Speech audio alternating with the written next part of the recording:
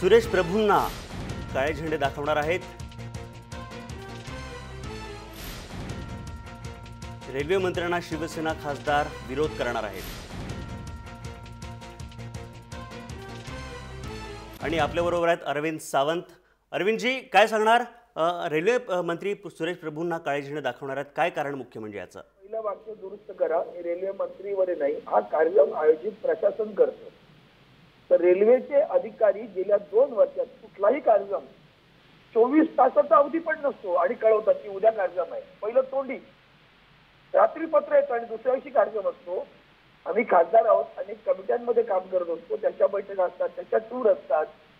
काही गोष्टी जर अगोदर कळल्या, एक 8 दिवस अगोदर, आणि कुठल्याही इतका मोठा कार्यक्रम हा ऐत्यावेळी घेतला जात नाही ना। तो इतक्या ऐत्यावेळी कळवण्याचं प्रयोजन काय? माझ्या मतदारसंघातले कार्यक्रम रिमोटवर,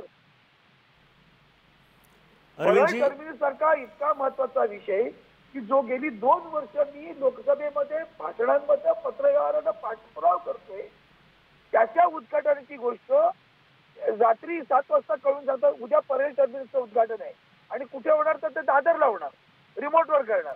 कुठली पद्धत आहे? अरविंदजी, भाजप तुम्हाला जाणीवपूर्वक डावलतं का यातनं? ते त्यांना माहिती काय करतात ते, पण आमचा या संदर्भातला मी सातत्याने, मी एकदा प्रिव्हिलेज केला होता तरी सुद्धा सोडून दिलं, पण वारंवार घडतोय ना। एखाद्या वेळेला घडू शकतं, समजू शकतो आम्ही। 99% कार्यक्रम हे अशा पद्धतीने केले जातात। हार्बर लाईनच्या 12 डबे, हार्बर लाईनला DC to AC, त्याचं उद्घाटन कुठे? वांद्र्याच्या सेंट्रल रेल्वेच्या पाली हिलवरच्या एका क्वार्टरमध्ये, बंगल्यामध्ये। हार्बर लाईन कुठे? वांद्र्याचा पाली हिल कुठे? रिमोटवर उद्घाटन। काय पद्धत आहे? अरविंदजी, या कार्यक्रमाचं निमंत्रण तुम्हाला आलेलं नाहीये? अरविंदजी, नसेल तर स्थानिक खासदाराच्या हस्ते करा ना तिथल्या। आता वांद्र्याचं आहे, करा सुदामाचरणच्या हस्ते, आमचा काही राग नाहीये। ही कुठली पद्धत आहे? अरविंदजी, कार्यक्रमाचं निमंत्रण सुद्धा तुम्हाला नाहीये, तर तुम्ही कशा प्रकारे कार्यक्रमाचा विरोध करणार आहात? निमंत्रण रात्री येतं काल, आणि आज कार्यक्रम आहे। नशिबाने मी मुंबईत आहे। पण नेमकं कारण काय? भाजप सारखं अशी वागणूक दिली जाते? ते कारण मला माहिती आहे, कारण करणाऱ्यांना माहिती, हे जाणीवपूर्वक केलं होतं आणि म्हणून त्याचा निषेध मी आज करणार आहे।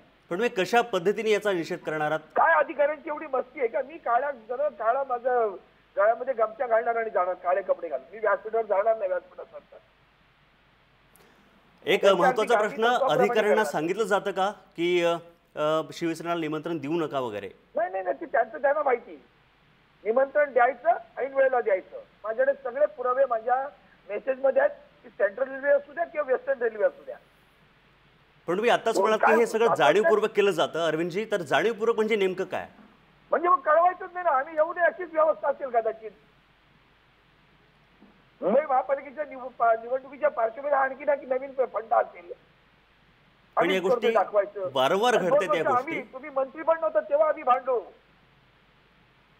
आम्ही परेल टर्मिनससाठी भांडलो। मी, आमचे आमदार अजय चौधरी, आम्ही तिथल्या DRM ला घेऊन त्या स्टेशनवर जाऊन प्लॅटफॉर्मवर लोकांना कसं लोक आपटले जातात, तो पूल किती इन्सफिशियंट आहे, कसा चुकीचा पादचारी पूल बांधलाय, हे सगळं घेऊन मी वरात काढली त्यांची। तिथं एका क्षणात विसरतं तिथला स्थानिक खासदार सोडून उद्घाटन, आणि परेल टर्मिनसची काही छोटी गोष्ट होती का? धन्यवाद अरविंदजी या संपूर्ण माहितीसाठी, तुमच्या प्रतिक्रियेसाठी। तर सुरेश प्रभूंना शिवसेना खासदार विरोध करणार आणि काळे झेंडे दाखवून हा विरोध करणार आहेत। रेल्वेच्या कार्यक्रमात शिवसेना जाणार नाही असं अरविंद सावंत यांनी आता स्पष्ट केलेलं आहे, आणि वांद्र्यामध्ये हा कार्यक्रम पार पडणार आहे।